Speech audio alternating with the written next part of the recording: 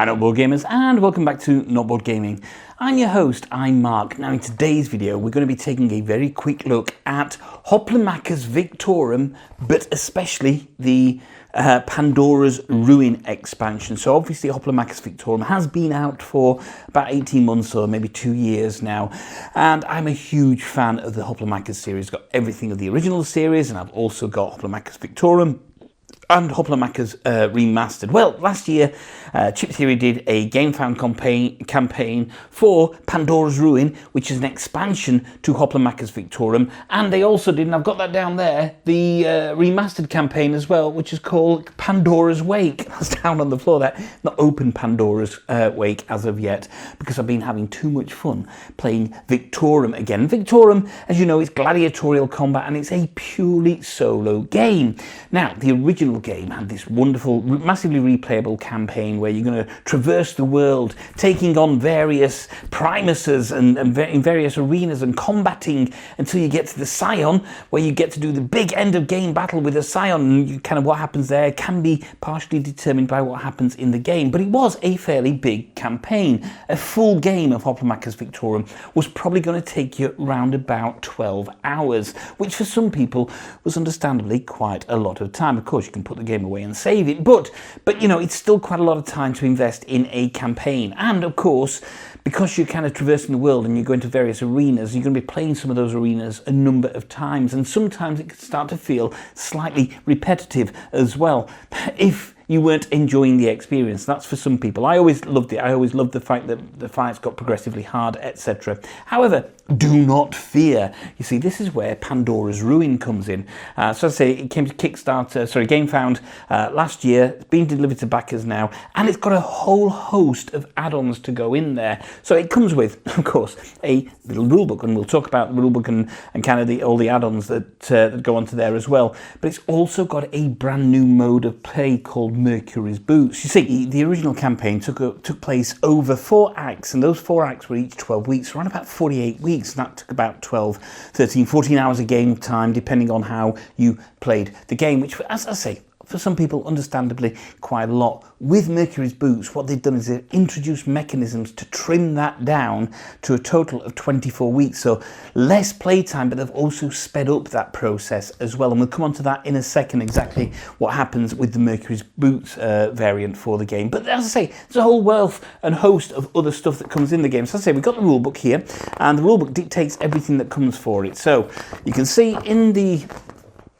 inside page just there's a list of all the components, and what you've got is you've got a whole host of new Scions as well. There's 1, 2, 3, 4 new Scions along with their chips, their Bane chips, and also their unit chips as well. So there's 4 new Scions to play. There's also, and that's the Faces of Evil, so you can choose those, you know, which Scion you want to play at as you play the game. There's also an expansion called Dark Days, which is an additional set of cards, which are these cards here. So there are 117 cards over the sport, bloodshed, and opportunities that you can choose from here. Now, these cards are all Scion specific. There's 3 for each Scion that's in the game. And what you're going to do is, sorry for the noise, what you're going to do is when you've chosen your Scion, you're going to choose the 9 cards, so 3 for each of the sports, bloodshed, and event cards, and mix them into the deck. That means that the Scion is going to maybe have an influence as you play your game. You're going to come up with Scion-specific events that happen throughout the game, which is really good. So that kind of, because one of the things in the original Hoplomachus that people said is, and I kind of agree with as well, is that the Scion had no real influence until the end of the game. This starts to bring that influence in. So throughout all the cards that you got here, I say in each deck, there's 3 Scion-specific cards. And you can mix them in, whether it's with Mercury's Boots or whether with the original game of Hoplomachus.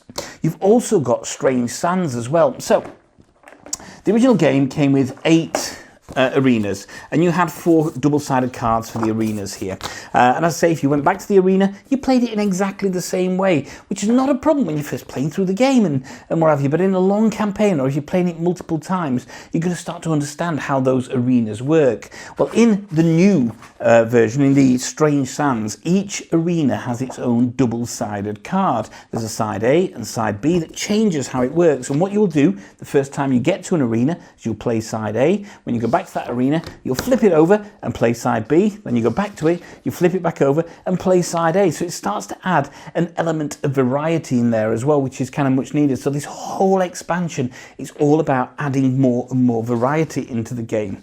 You've also got something called the Rivals as well, which is an entire deck here. Now what this does is this alters the Primus battles, and again it's completely playable for whether you're playing the original Hoplomachus or you're playing with Mercury's Boots variant, okay?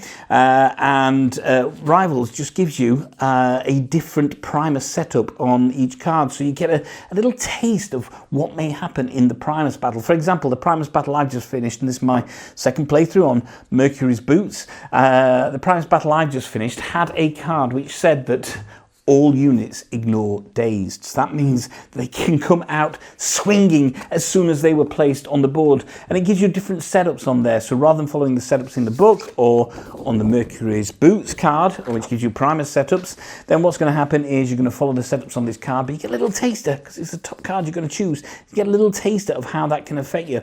All these things just add a little bit more variety to the game. You can choose to add as many of them or none of them into the game as you want. And I think that's a really, really kind of interesting kind of thing to have, is it just allows you to kind of tailor the game into the way that you want to tailor it. But that's not all. You see, of course, the game comes with a whole host of chips, etc., and a whole host of things to throw in there. And what I will say is for Dark Days, there are also some special tactics and some special opportunities chips as well that you get to throw in the game. So it comes with kind of all sorts of things that you can move into the game. Now, in this, I also mixed in, what was it called? It was called Aprilis and the Fool as well, which was an earlier kind of April Fool's Day one that they did for it. And the only thing I haven't thrown in yet is Pandora's Might, which allows me to mix in characters from Hoplomachus Remastered. Those are available separately, but for everything else that we've spoken about, that's all available in Pandora's Ruin, which is there. Now, onto the meat and potatoes of what you get in Pandora's Ruin. It's a whole new way to play Hoplomachus Victorum, and that is with the Mercury's Boots variant. I've already talked about how the main game, the original game, took place over 48 weeks. They've trimmed this down to 24 weeks. So the 4 acts each have 6 weeks in there, so you're constantly kind of up against it to try and get things moving forward. And it comes with some game-changing rules to help you do that as well. So first of all to know is that and you can see the trackpad here is my currently filled in trackpad here for this second campaign I've got, where I'm using Aprilis. There's a couple of things on here. You've got opportunity capacity and navigation. Opportunity cards, which are these here, work slightly differently in Mercury's Boots. See, when you get an opportunity card, what you're going to do is you're going to store it in your opportunity space on your mat, but you're not kind of going to try and complete it the same way. There's 2 ways that you can use these cards, okay? The first way that you can use these cards is that if you got them and you do a roll, you can get rid of one of these cards, and that means you get to re-roll all your dice if you want to, okay?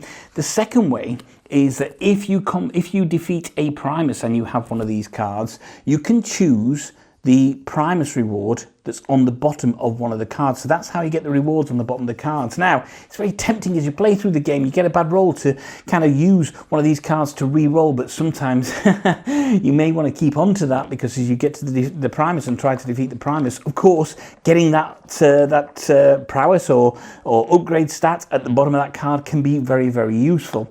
You've also got something called navigation on here, and this is a stat that you can use, and that dictates how many spaces you can move on the map. And that's really important because, of course, part of the original Hoplomachus, you had 12 weeks in each act, and you were going to get to face a Primus that you would choose 3 Primuses of at the beginning of the game. You're going to get to fight that Primus or one of those Primuses at the end of each act. In Mercury's Boots, you can fight any Primus, but that means you've got to be able to shift around the board. So your navigation stat starts to dictate where you can move on the world map and how many spaces you can move on the world map. Other things still apply, like using a harbour, etc., but that still applies. Blessings work slightly differently here. If you remember in the original games, you could use blessings for rerolls and to get health back. Well, you can use blessings to get health back here, but the main thing you're going to use blessings for is, depending on the difficulty of the game you choose. At the beginning of the game, you're going to get so many blessings, and then you can use as many of those blessings as you want to recruit factions into your camp, to increase your stats or your dice, etc., increase your navigation. So it helps you build your character at the beginning, so you're not starting off as just this kind of hero with maybe 3 fighters on there. You can build it right up to your leadership capacity if you want right at the beginning and spend all of those blessings. And that's really important because the game wants you to hit the ground running, and by building it that way, that's a really, really important way to do that. So most of the game works more or less the same as Hoplomachus, but you've just got this really condensed version. So choosing your stats when you get the ability to upgrade at the beginning is really important. And I'll almost guarantee that unless you know the game, if you jump straight into Mercury's boots and you choose your stats at the beginning by your blessings, you're probably going to pick wrong. And you're probably going to get defeated by the time you get to the first Primus or at the first Primus. So thinking about kind of the strengths of your particular hero that you're using. Here we go. I'm using Aprilis, who's one of the expansion characters from April and the Fool. So I'm using Aprilis, and I had to really look at him and think, right, what kind of leader is he? What does he do? What are his abilities? What dice does he have? How can I make that better? And that's what I've done with Aprilis, basically. However, as I say, you're going to have to really think about those blessings, and don't worry if you get it wrong. Then hopefully, the next time you put it out, then you're going to be able to play it again. Another major change as well is the Primus battles themselves. So you have this kind of Mercury's Boot Primus sheet, okay, and it tells you can choose any of the 7. So, well, depending on how many Primuses you've got, there will be 7 you can choose from, and you can go through and you can fight as many as you want in an act, basically.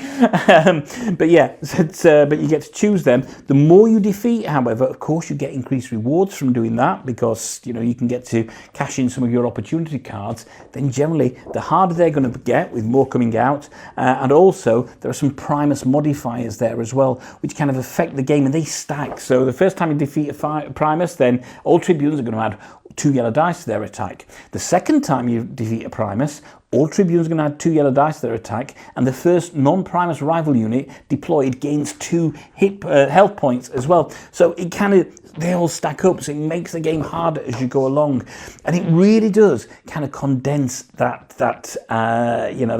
full Hoplomachus experience down into a more digestible form. It saves around about 4 hours for a campaign. In reality, depending on your decision space, it's probably going to be closer to 5, something like that, but that's still a damn sight less than it was originally, with kind of 12 or 13 hours. So that's kind of everything that you get in Hoplomachus Pandora's Ruin. You get the Faces of Evil, which is the more Scions. You get Dark Days, which is adding these Scion-specific event cards and some prowess cards and special unit chips. You get Strange Sands, which changes the face of the arenas. You get the Rivals, which gives you this kind of way of looking at how what's going to happen to the Primuses and when they come out. And of course, you get Mercury's Boots as well, which is a condensed and slightly altered version. I believe it was originally called Victorum or something like that when it was first created. But it's a condensed and kind of more frenetic way of playing the game, if you like. And your choice on how you're going to play it is going to kind of be dependent on what you're looking for from Hoplomachus Victorum. So that's everything you get. So what are my final thoughts on Hoplomachus Victorum Pandora's Ruin? Okay, so when we talk about Victorum, first of all, I know that for some people it absolutely hit the mark straight away. They absolutely loved everything about it and would gladly throw themselves into a full campaign.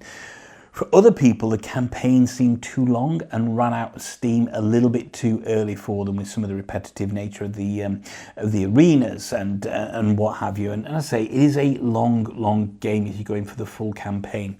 By bringing out Mercury's Boots in Pandora's Ruin, what they've done is, as I say, they've managed to condense that down into a more fast and more frenetic experience. Now, for me, if you ask me which I prefer to play, my time is limited. So from now on, I will probably play Mercury's Boots most of the time. However, I still really enjoy that long and lengthy experience of building up my hero and my troops and the prowess that I get to build up from there. And kind of exploring that over a much longer campaign. I just don't get the time to do that. I think if I had the choice and I had an unlimited amount of time and free time, I would probably choose the full campaign. I'd still mix in some of the other elements that you get in the expansion, some of which like the arenas and the additional scions and the Dark Days expansion. I think you shouldn't really play the game without once you've got them. Now, does that mean that I don't like Mercury's boots? No, far from it. It's kind of even for somebody that knows the game, it's a little bit of a tough learning curve as you first start it. And my first campaign, it was tough at the beginning because I hadn't thought about how to spend my blessings correctly. I knew that more in my second game, but I hadn't thought about how to spend my blessings correctly. And so you've got to get into the mindset that maybe you're going to play it and you may not make it if it's your first game out of that first act. That's okay. Reset it. You'll learn a little bit better, and it does play very, very quickly.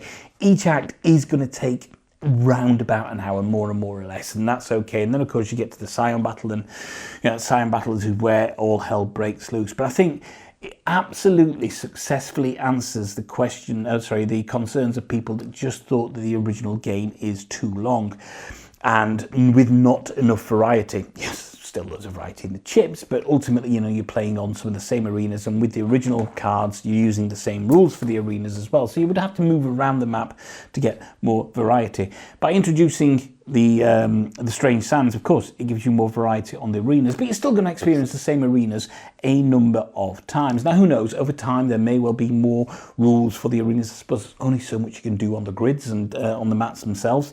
There may be more rules for the various arenas, but it should answer some of those questions. I think, ultimately, if you like Victorum, but you were just put off by its length, but you really enjoyed the gameplay, then, absolutely, you need to think about Pandora's Ruin, because it will answer a lot of those questions that you, or those concerns, should I say, that you had about the game length and some of the variability. However, all Victorian games, and a lot of chip theory games, and most chip theory games are known for being fairly rules heavy, with lots of keywords, lots of interlocking rules, and lots of dice rolls that you have to do to resolve combat. Look at these wonderful metal dice. I've got these alloy dice as well.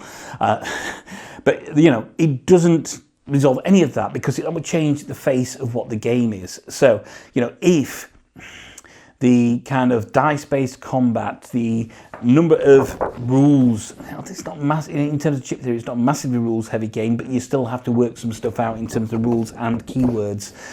If all of those were a concern for you, then Pandora's Ruin isn't going to answer that. No, not at all, because it's still giving you the same gameplay, but just a condensed version of it. So if you really like the idea of Victorum and you wanted a short campaign, then go for it. Absolutely go for it. Game changer in that respect, and certainly some of the additions that you get with the other smaller expansions that are in the box, you will never want to play without them ever again. But if chip theory games are too rules heavy for you, if chip theory games have too many keywords for you, if you don't like mitigable dice play in your games, if you know that tactical placement is probably one of the best tactical placement games that are out there, but again, if tactical combat and placement isn't your thing, then it's not going to change any of that for you whatsoever, and it is solo only as well. I'm sure there are rules online where people have come up with their own versions of how to play it with other people, but it is solo only. If you're looking for a more condensed version that you can play with other people, then you're going to want to get Hoplomachus Remastered, because that is obviously has a solo in there, but it's also playable with 2, 3, and I think 4 people as well. So you're going to want to get Hoplomachus Remastered. However, comes down to Hoplomachus Victorum for me.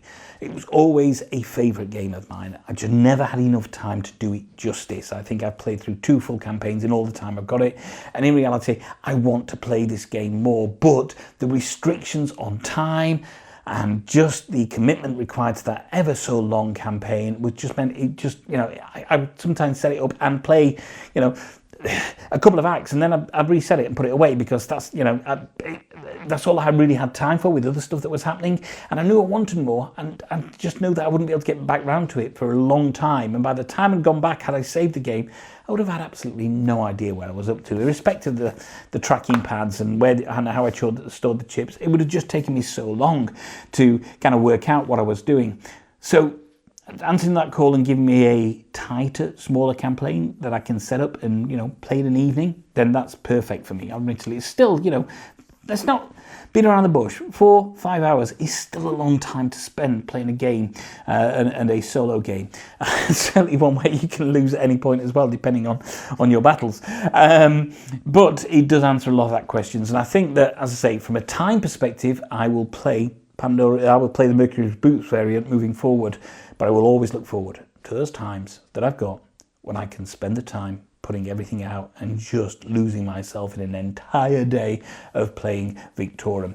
I think it's a fantastic expansion if you like the core concept of the game. If you don't like the core concept of the game, nothing's going to change. It's not going to change your mind. You're still going to be open to and susceptible to everything else that put you off the game. However, I say, if your main concerns were variability and time, they've got you covered on this. So there we go. It's a fairly quick review of Hoplomachus Victorum, Pandora's Ruin. Game changer if you like the game. If you don't like the game, it's just more stuff that you probably won't play. So yeah, thank you very much for joining me on this journey through this. Yeah, I think it's great. It's changed it for me, and I will continue to play Mercury's Boots in the future until there's times when I get enough time to not do that. So yeah, my name's Mark. This is Not Board Gaming. Don't forget to like and subscribe to the channel. Check out our other videos. One final thought: you can't find anyone else to play with, and there's nothing wrong with playing with yourselves. Until next time, bye bye.